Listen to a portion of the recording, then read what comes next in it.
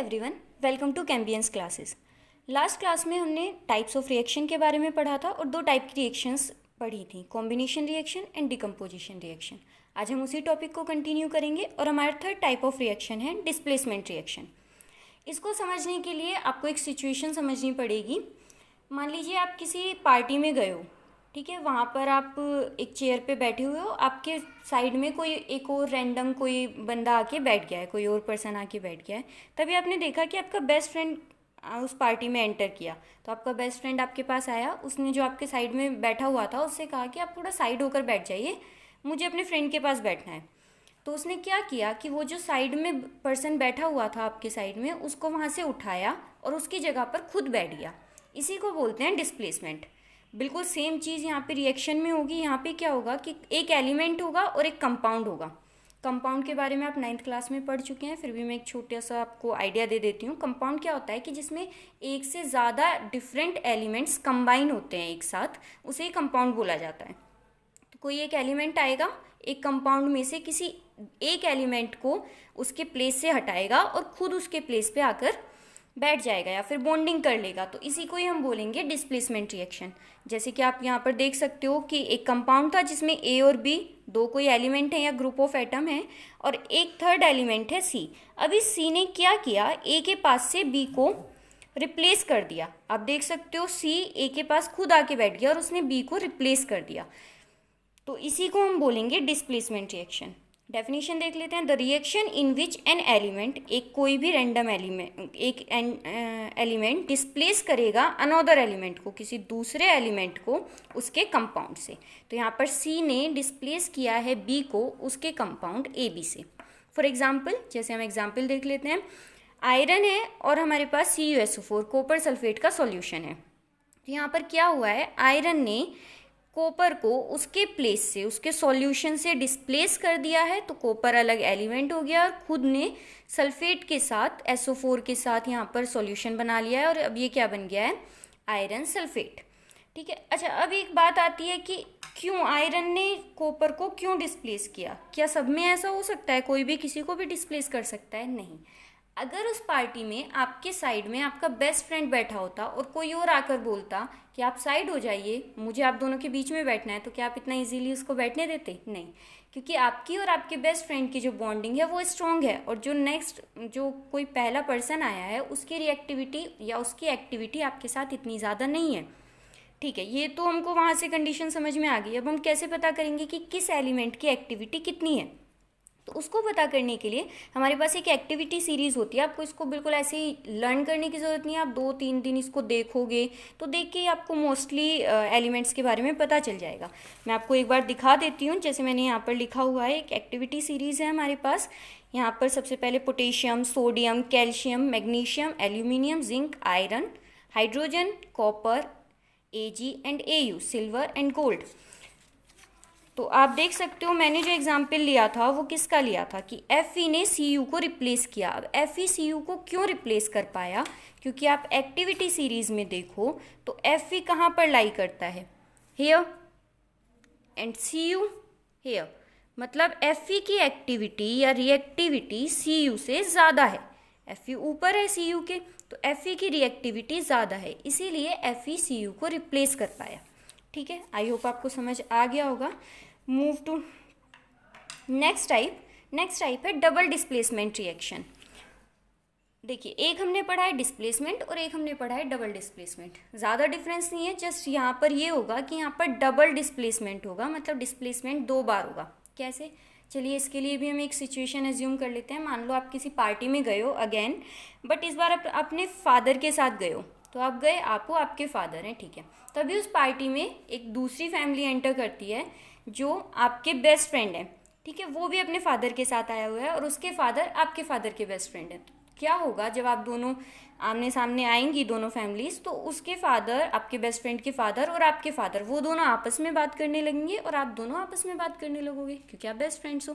तो यहाँ पे क्या किया है कि आपने उसके फादर को रिप्लेस कर दिया है, डिस्प्लेस कर दिया है, और आप उसके साथ, अपने बेस्ट फ्रेंड के साथ कनेक्ट हो गए। और इसी तरीके से हम कह सकते हैं कि आपके बेस्ट फ्रेंड के जो फादर हैं उन्होंने आपको डिस्प्लेस किया है और वो आपके फादर के साथ कनेक्ट हो गए हैं। तो बिल्कुल यही है डबल डिस्प्लेसमेंट रिएक्शन। एक बार डेफिनेशन देख लेते हैं, या फिर पहले आप एक काम कीजिए, एग्जाम्पल से देख लीजिए, उसके बाद हम डेफिनेशन पर आते हैं। तो जैसे आप यहाँ पर देख सकते हो, ए बी कोई एक कंपाउंड है और सी डी कोई एक कंपाउंड है। मान लीजिए ये आप हैं, आपके फादर हैं, और ये आपका बेस्ट फ्रेंड है और उनके फादर हैं। तो जैसे ही यहाँ पर रिएक्शन होगी तो यहाँ पर क्या होगा कि आपने सी को डिस्प्लेस किया, या फिर हम कह सकते हैं सी ने आपको डिस्प्लेस किया, या फिर इसे एक बहुत अच्छे वर्ड से हम और अच्छे से डिफाइन कर सकते हैं कि सी और ए का, यानी कि आपका और आपके बेस्ट फ्रेंड के फादर का एक्सचेंज हो गया है। तो एक्सचेंज का मतलब वो आप मतलब ए सी के प्लेस पर और सी ए के प्लेस पर, बिल्कुल यही है डबल डिस्प्लेसमेंट रिएक्शन। डेफिनेशन देख लेते हैं। तो the reaction in which two different elements are displaced by other elements, दो डिफरेंट एलिमेंट्स होंगे कोई भी, और उनको कोई और एलिमेंट डिस्प्लेस कर रहा होगा, मतलब वो दोनों एक दूसरे को ही डिस्प्लेस कर रहे होंगे, that is exchange takes place. मतलब यहाँ पर क्या होगा, एक्सचेंज होगा दो का। डिस्प्लेसमेंट और डबल डिस्प्लेसमेंट में यही डिफरेंस है कि वहाँ पर क्या हो रहा था कि एक एलिमेंट था और एक कंपाउंड था, एलिमेंट ने कंपाउंड में से डिस्प्लेस कर दिया। डबल डिस्प्लेसमेंट में क्या होगा, आपके दोनों कंपाउंड्स होंगे और दोनों जो एलिमेंट्स होंगे उन कंपाउंड्स में, वो दोनों एक दूसरे के साथ एक्सचेंज हो रहे होंगे। आई होप आपको डिफरेंस क्लियर हुआ हो। अब एग्जाम्पल देख लेते हैं। For example BaCl2 barium chloride and Na2SO4, दोनों सॉल्यूशंस हैं। जैसे ही हमने दोनों सॉल्यूशंस को एक साथ ऐड किया तो यहाँ पर क्या हुआ, Ba और Na का एक्सचेंज हो गया। NaCl के साथ बॉन्डिंग करेगा एंड BaSO4 के साथ। आप देखिए तो यहाँ पर हमको क्या मिला, BaSO4 और साथ में हमको मिला NaCl। इस रिएक्शन को हम एक और नाम से भी जानते हैं, बट वो हम बाद में देखेंगे एक साथ। कुछ मैंने रैंडम यहाँ पर छोड़ दी हैं, जो आपको बीच बीच में छोटी छोटी सी रिएक्शंस होती हैं, उनको अलग से नेम दे देते हैं, जैसे एक्सोथर्मिक, एंडोथर्मिक या प्रेसिपिटेशन रिएक्शन। उनको हम एक साथ बाद में डिस्कस करेंगे। अभी हम टाइप्स ही देख लेते हैं। तो हमने 5 में से 4 टाइप्स कवर कर लिए हैं, ये लास्ट टाइप बचता है, ऑक्सीडेशन एंड रिडक्शन रिएक्शन। देखिए यहाँ पर आपको 2 वर्ड्स दिख रहे हैं, ऑक्सीडेशन और रिडक्शन। ये जो रिएक्शन होती है इसमें एक्चुअली 2 टाइप के प्रोसेस होते हैं, एक प्रोसेस होता है ऑक्सीडेशन और एक प्रोसेस होता है रिडक्शन। तो अगर हमको ये रिएक्शन समझनी है तो हमको पहले इन प्रोसेस के बारे में समझना पड़ेगा। तो आपको नाम से ही क्लियर हो जाएगा, बहुत सिंपल है। ऑक्सीडेशन, सबसे पहले बात करते हैं ऑक्सीडेशन। तो ऐसी कोई भी रिएक्शन या ऐसा कोई भी प्रोसेस जहाँ पे ऑक्सी मतलब ऑक्सीजन, जहाँ पे ऑक्सीजन का एडिशन हो रहा है, उसको हम ऑक्सीडेशन कहेंगे। या फिर आप इसको एक दूसरे तरीके से भी समझ सकते हो, हाइड्रोजन का रिमूवल हो रहा है, मतलब या तो ऑक्सीजन वहाँ पर ऐड हो रही है या तो हाइड्रोजन वहाँ से रिमूव हो रही है, हट रही है, तो हम उसको क्या कहेंगे, ऑक्सीडेशन। इसी तरीके से रिडक्शन, रिडक्शन से आप समझ सकते हो RED मतलब रिड्यूस हो रही है कोई चीज़, रिड्यूस मतलब कम हो रही है, रिमूव हो रही है। तो यहाँ पर क्या होगा in reduction, removal of oxygen.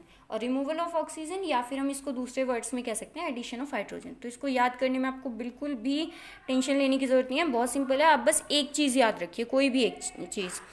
तो हम क्या करते हैं, ऑक्सी से याद करना ज़्यादा ईजी रहता है। ऑक्सी मतलब addition of oxygen, addition of oxygen है। तो अगर इसी की दूसरी डेफिनेशन देनी होगी तो हम इसको अपोजिट कर देंगे, एडिशन का रिमूवल कर देंगे और ऑक्सीजन का हाइड्रोजन कर देंगे। ऑक्सीडेशन की प्रिपेयर हो गई है, आपको डेफिनेशन क्लियर हो गया है कॉन्सेप्ट। रिडक्शन में हम जस्ट इसको अपोजिट कर देंगे, जो भी ऑक्सीडेशन है उसका अपोजिट कर देंगे। एडिशन की जगह रिमूवल, रिमूवल की जगह एडिशन, ऑक्सीजन की जगह ऑक्सीजन और हाइड्रोजन की जगह हाइड्रोजन। मतलब यहाँ से ऑक्सीजन ऐड हो रही थी तो यहाँ से ऑक्सीजन रिमूव होगी, यहाँ से हाइड्रोजन रिमूव हो रही थी तो यहाँ से हाइड्रोजन ऐड होगी। सिंपल। चलिए, तो ऑक्सीडेशन एंड रिडक्शन रिएक्शन क्या होगी, ऐसी रिएक्शन जिसमें ऑक्सीडेशन और रिडक्शन दोनों प्रोसेस एक साथ साइमल्टेनियसली मतलब एक साथ हो रहे हों। ऐसा नहीं है कि एक स्टेप में ऑक्सीडेशन हो गया है एंड फिर नेक्स्ट स्टेप में रिडक्शन हो गया है, नहीं, पूरी रिएक्शन में ऑक्सीडेशन और रिडक्शन एक साथ हो रहे हैं। तो ऐसी रिएक्शंस को हम ऑक्सीडेशन एंड रिडक्शन रिएक्शंस बोलते हैं। फॉर एग्जांपल, जैसे आपको यहाँ पर एग्जांपल दिया गया है ZnO मतलब जिंक ऑक्साइड और साथ में कार्बन। जब हमने जिंक ऑक्साइड की रिएक्शन कार्बन के साथ कराई तो हमें जिंक मिला और कार्बन मोनोऑक्साइड मिला। आप यहाँ पर ध्यान से देखेंगे तो आपको समझ में आएगा कि यहाँ पे पहले Zn के साथ क्या था, ऑक्सीजन प्रेजेंट थी, राइट।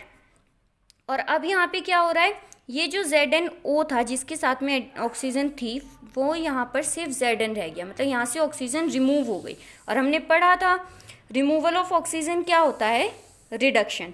दैट मीन्स ये इस वाले प्रोसेस में क्या हुआ, रिडक्शन हुआ, ठीक। जबकि जब हम सेकेंड को देखते हैं, कार्बन को, तो हम देखते हैं कि जो पहले कार्बन था रिएक्टेंट साइड में, अब वो प्रोडक्ट साइड में CO हो गया है, कार्बन मोनोऑक्साइड। मतलब इसमें क्या हो गया है, ऑक्सीजन ऐड हो गया है, ठीक है। तो और हम जानते हैं कि जहाँ पर एडिशन ऑफ ऑक्सीजन होता है इस प्रोसेस को हम क्या कहते हैं, ऑक्सीडेशन। तो हमने इसको क्या कहा, ऑक्सीडेशन। इस रिएक्शन में ऑक्सीडेशन और रिडक्शन एक साथ हो रहे हैं। जिंक से ऑक्सीजन का रिमूवल हुआ और वो जो ऑक्सीजन रिमूव हुई थी उसने कार्बन के साथ बॉन्डिंग करके कार्बन मोनोऑक्साइड बना लिया। तो इस पूरी रिएक्शन में ऑक्सीडेशन और रिडक्शन दोनों प्रोसेस साइमल्टेनियसली हुए हैं, इसीलिए हम इस रिएक्शन को क्या कहेंगे, ऑक्सीडेशन एंड रिडक्शन रिएक्शन। इसी के साथ आपका टॉपिक कंप्लीट होता है टाइप्स ऑफ रिएक्शन। इसके बाद जो मैंने आपको बताया था कि हाँ कुछ रिएक्शंस बच जाती हैं, वो हम एक डिफरेंट वीडियो में कवर कर लेंगे। Thank you for watching, happy learning.